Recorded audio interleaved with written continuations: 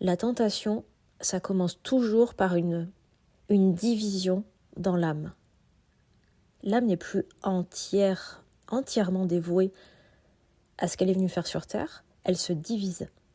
Et c'est ça, cette division qui vient créer des peurs, des angoisses, des croyances limitantes.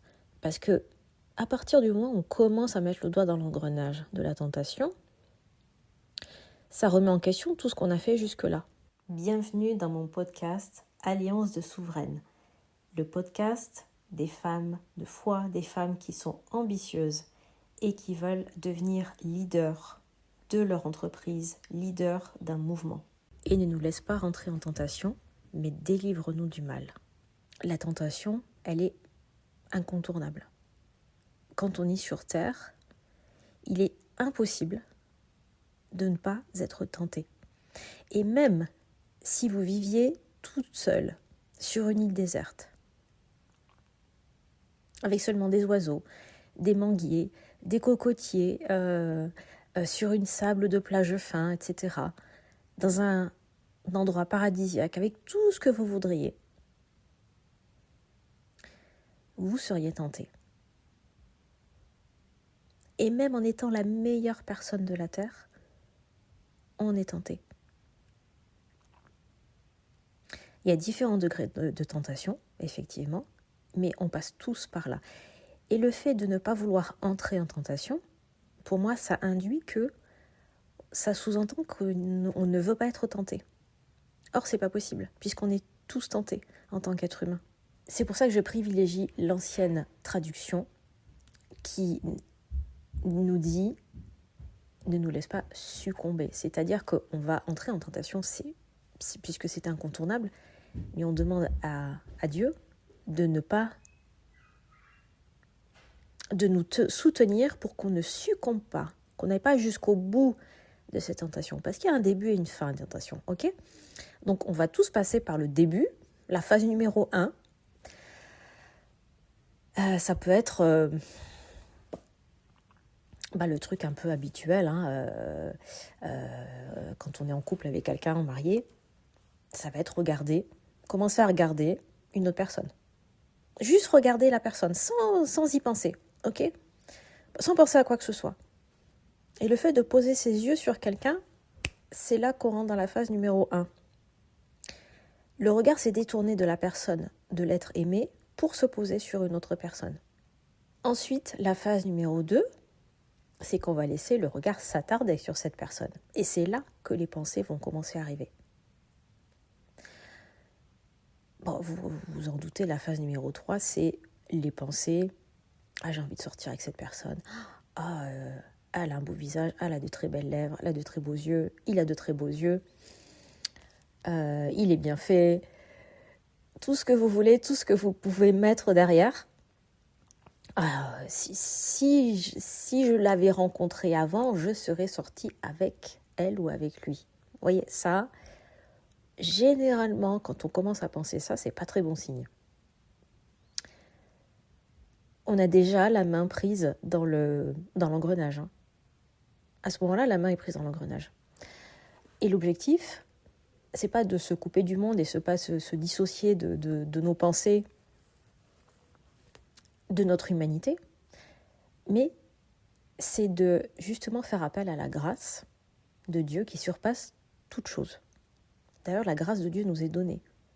C'est pas nous qui méritons la grâce, mais la grâce de Dieu nous est donnée par amour. C'est pas une question de mérite. Même si on mérite l'amour de Dieu, parce que sinon Jésus ne serait jamais mort sur une croix. Si on n'avait pas mérité, vous voyez ce côté très enfantin, je mérite pas. Non, on mérite tous en tant qu'être humain d'être sauvés par le Christ. Mais en tout cas, la grâce de Dieu, elle est gratuite. Tout ce que Dieu nous donne, c'est gratuit. Les bénédictions de Dieu sont gratuites. Les bénédictions que manifeste Dieu, parce que maintenant vous savez que j'évite de parler de manifestation dans le sens où moi je manifeste quelque chose. En fait, c'est Dieu qui manifeste sa grâce au travers de ses bénédictions dans notre vie. Et nous, notre job, c'est d'accepter ou pas. Donc je reprends le passage. Et ne nous laisse pas succomber à la tentation, mais délivre-nous du mal. Là, il ne s'agit pas du mal au sens l'opposé du bien, même si c'est le cas parce que Dieu représente le bien, mais là on parle bien du diable, parce qu'en latin on dit « sed libera nossa malo », donc délivre-nous du malin. Puisque vous en doutez bien, c'est le diable qui vient immiscer ces tentations, qui vient mettre ces tentations sur notre chemin et c'est toujours, il y a une seule et unique raison à ça, c'est pour nous détourner de Dieu, pour nous détourner de la grâce, du salut, pour nous détourner de l'amour de Dieu, de la joie, de la paix, pour perdre les âmes. Parce qu'en fait, une âme perdue, c'est avant tout une âme qui a perdu la paix, la joie, la sérénité, la sécurité, qui a perdu la joie de créer dans son business, qui a perdu la joie de passer du temps avec ses enfants, qui a perdu la joie de passer des temps en amoureux, en amoureuse, dans son couple. La tentation, ça commence toujours par une division dans l'âme. L'âme n'est plus entièrement dévouée à ce qu'elle est venue faire sur terre, elle se divise. Et c'est ça, cette division qui vient créer des peurs, des angoisses, des croyances limitantes. Parce que à partir du moment où on commence à mettre le doigt dans l'engrenage de la tentation, ça remet en question tout ce qu'on a fait jusque-là. Donc je vous reprends l'exemple de la personne qu'on regarde au lieu de regarder notre conjoint. Et la personne commence à se faire un film, à s'inventer une histoire. Ah, si je l'avais rencontré avant, j'aurais pu. Mais ça, c'est de la pure invention, c'est de la pure imagination. La personne n'a pas été rencontrée avant, donc il n'y a pas d'histoire à se raconter à ce sujet-là. Vous voyez ce que je veux dire ? Les faits sont les faits, le présent est tel qu'il est, et la tentation, elle vient modifier, elle tente de modifier notre rapport à notre histoire, à notre passé, pour nous faire croire qu'on a fait de mauvais choix, et que si on fait ce choix-là, on va être plus heureux. Alors que vous savez bien, déjà que le bonheur, c'est un choix, la joie, c'est un choix, et pour ça, il faut que l'âme soit unie, soit unifiée, mais aussi au corps et à l'esprit. Et dès qu'il y a tentation, il y a une division de l'âme, et l'âme se divise, se sépare du corps et de l'esprit. Si les gens sont aussi malheureux,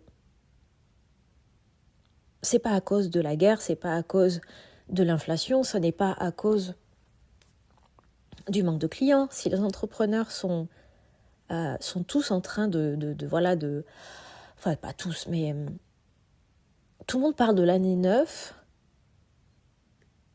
comme étant une espèce de catastrophe. Ça, à mon sens, c'est une division, une tentative de division de ce que les entrepreneurs sont venus créer, ou veulent créer sur Terre au travers de leur grande vision. Tout ça, ce sont des mots. Alors oui, l'année 2025 a été difficile pour beaucoup de personnes. Ça a été difficile, très difficile pour moi, à certains moments en particulier. Que ce soit dans le professionnel, le personnel, ça a été...